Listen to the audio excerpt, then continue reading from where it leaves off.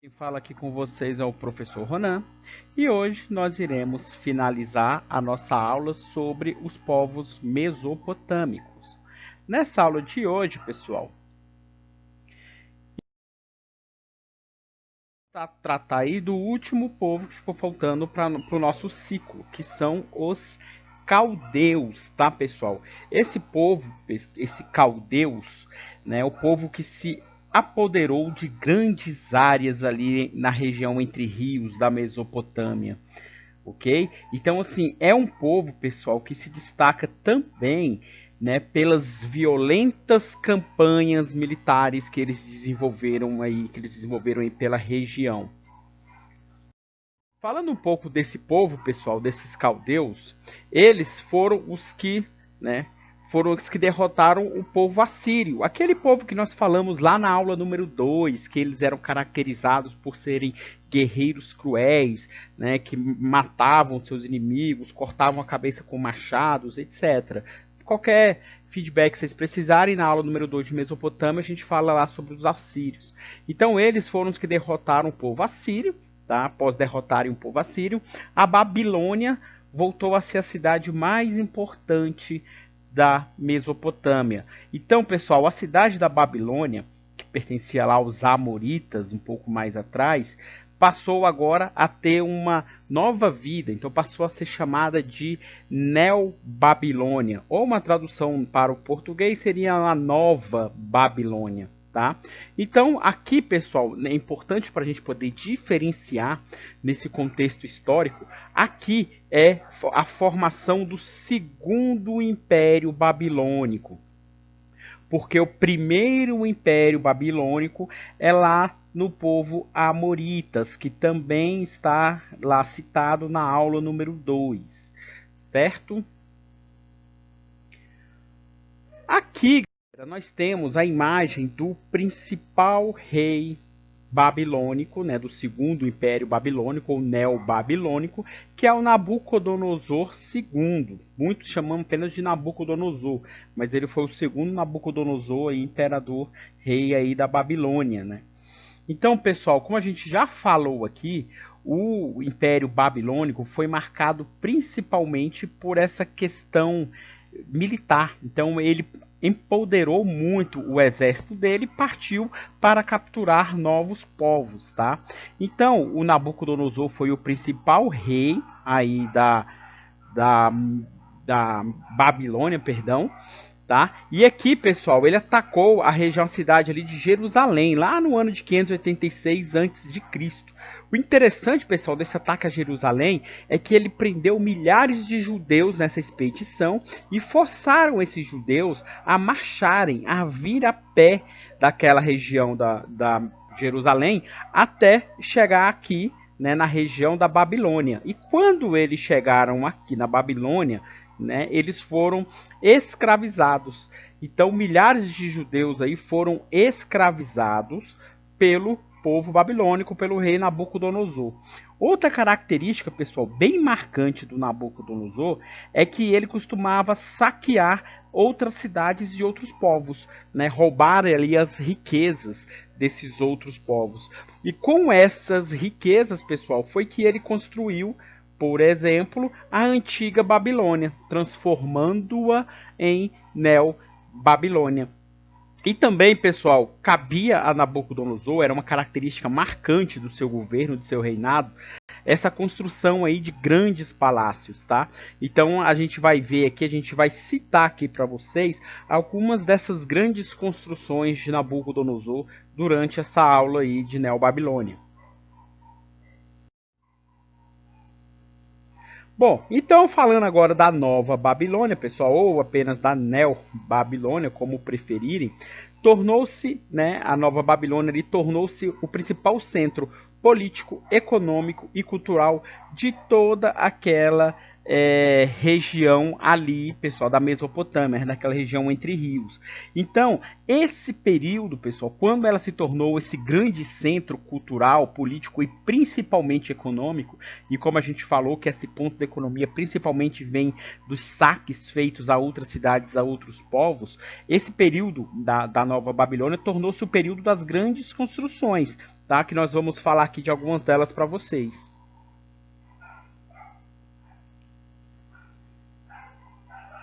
Como essa imagem aí, pessoal? Essa imagem explica aí basicamente o que foi o famoso Jardins Suspensos da Babilônia. Galera, o que eram esses Jardins Suspensos da Babilônia? Vamos tentar entender essa lógica, porque hoje pra gente é algo muito simples, mas a gente vai tentar agora entender como ele conseguiu criar algo que entrou aí para a história da humanidade. Pessoal, Jardim Suspenso da Babilônia nada mais é do que ele fazer uma construção, é como se ele fosse assim, ele ergueu uma casa, ergueu um prédio e conseguiu plantar, né, árvores e tudo nos andares superiores, né, porque em uma época em que se acreditava que as plantações nasciam naturalmente no chão, então ele conseguiu extrair principalmente as árvores do chão e plantar ele em andares elevados, em andares suspensos. Por isso ganhou o nome aí de os Jardins Suspensos da Babilônia, certo, pessoal?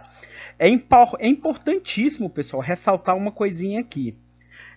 Não há provas escritas e nem provas arqueológicas da existência dos Jardins Suspensos da Babilônia.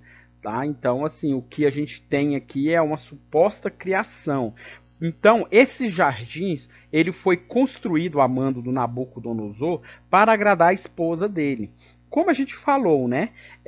Não existe a prova escrita e nem arqueológica da existência desse jardim suspenso da Babilônia. Então, a gente também aqui a gente pode colocar o quê? Que o jardim suspenso da Babilônia teria sido construído, né, para agradar a esposa do Nabucodonosor. Tá? Então, essa criação do jardim suspenso, né, não se tem essa confirmação científica sobre elas, certo? Aqui, galera, nós temos uma outra construção de Nabucodonosor. Essa daqui, pessoal, já era mais comum. Essas construções que Nabucodonosor fazia, galera, eram chamadas de zigurates. Então, o que eram os zigurates, pessoal? Eram essas construções aí. Se vocês observarem bem, eram espécies de pirâmides que eles acabavam cortando. Eram pirâmides cortadas, né? E ele ia lá e encaixava uma em outras pirâmides fatiadas. Então, esse aglomerado de pirâmides cortadas, encaixadas em pirâmides fatiadas, formava aí o famoso zigurate. Pessoal, vocês têm que observar nessa imagem aí, antes de eu começar a colocar para vocês as letrinhas, algo muito importante. Observe na imagem, pessoal, os planos engenhosos aí das escadarias, até você chegar ao topo. Tá? Então eu vou botar a letrinha e depois a gente tira para vocês darem uma olhada novamente. Então, pessoal, como a gente falou, os zigurates eram as principais construções desse período mesopotâmico aí, desse período principalmente de Nabucodonosor. Né? Então, no alto, pessoal, ficava o templo religioso. Tá? Então, parecia uma montanha construída pelo próprio homem. Então, eu vou tirar aqui para vocês, eu já volto com os textos, mas observe, pessoal, como a gente falou, observar a questão da escadaria, da engenhosidade aí dessas escadarias, até chegar aquele cubículo lá no templo, lá em cima, né, dessas pirâmides aí, dessa construção, onde era o templo religioso. Lembrando, né, que os mesopotâmicos eram politeístas, então eles adoravam vários deuses. E aí, pessoal, essas eram construções típicas desse período aí da Neo-Babilônia, dos Novos Babilônios. Como a gente falou, parecia uma montanha, mas a diferença é que essa era construída pelo homem, né, ou pelos homens, normalmente pelos escravos do período. Bom, galera, para a gente poder dar sequência aí, outra importante criação era também chamada de zigurate,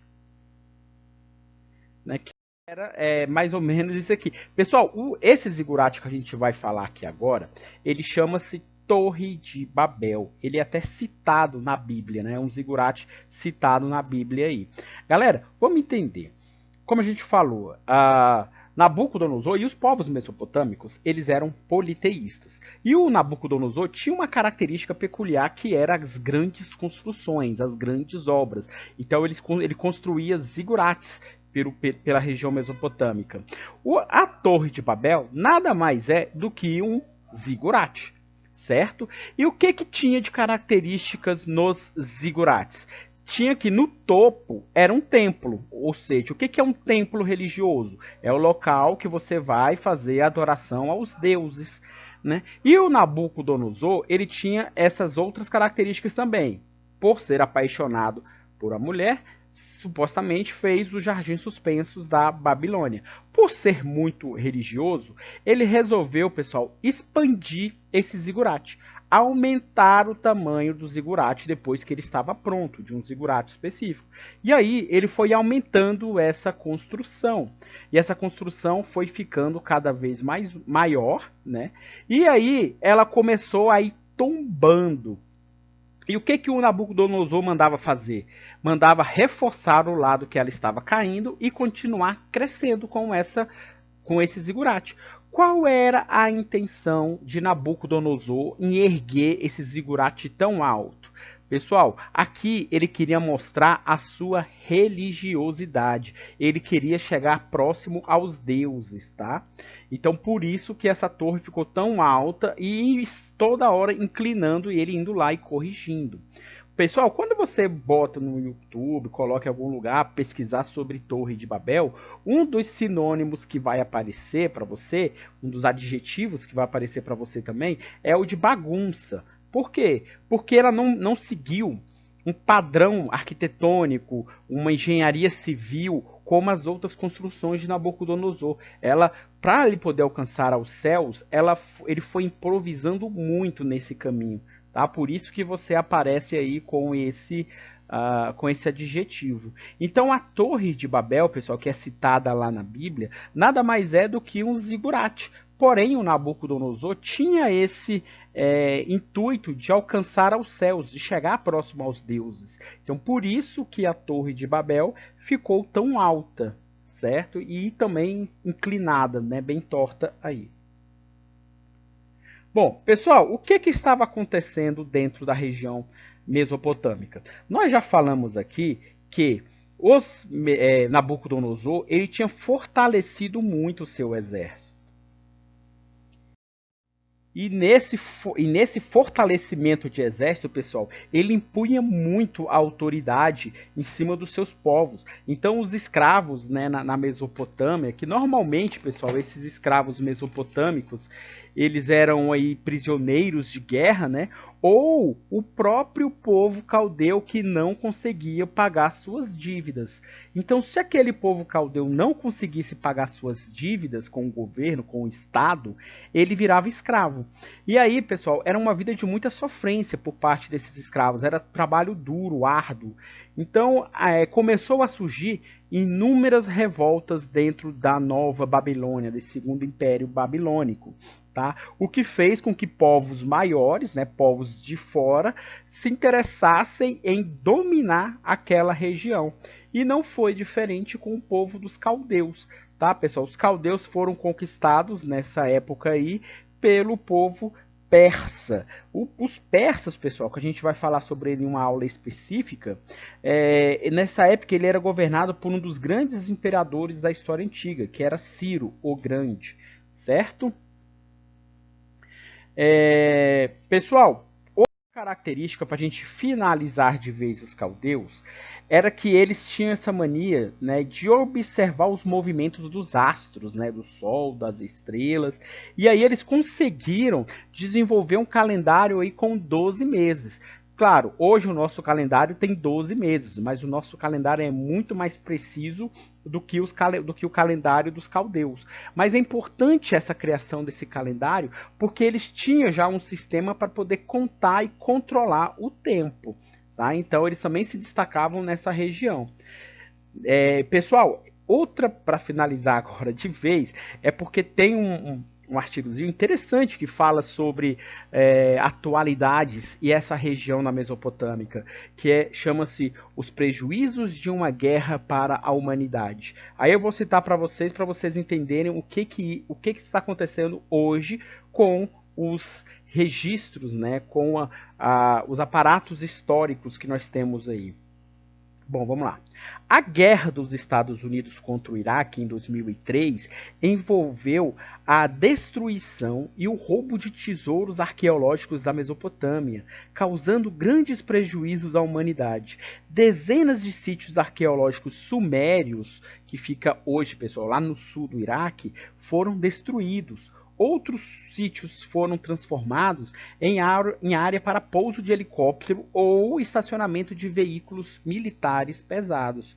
Então, pessoal, essa aí foi a importância e a relevância dada para os homens hoje ao nosso patrimônio histórico lá no passado. Tá? Então, por isso que a gente considera importantíssimo preservar esses ainda, né, resquícios arqueológicos que nós temos aí. Bom, crianças, então é isso. Está encerrada a nossa aula aí sobre Mesopotâmia. Agradeço aí a participação de todos, terem escutado aí, e até a próxima aula. Um grande abraço.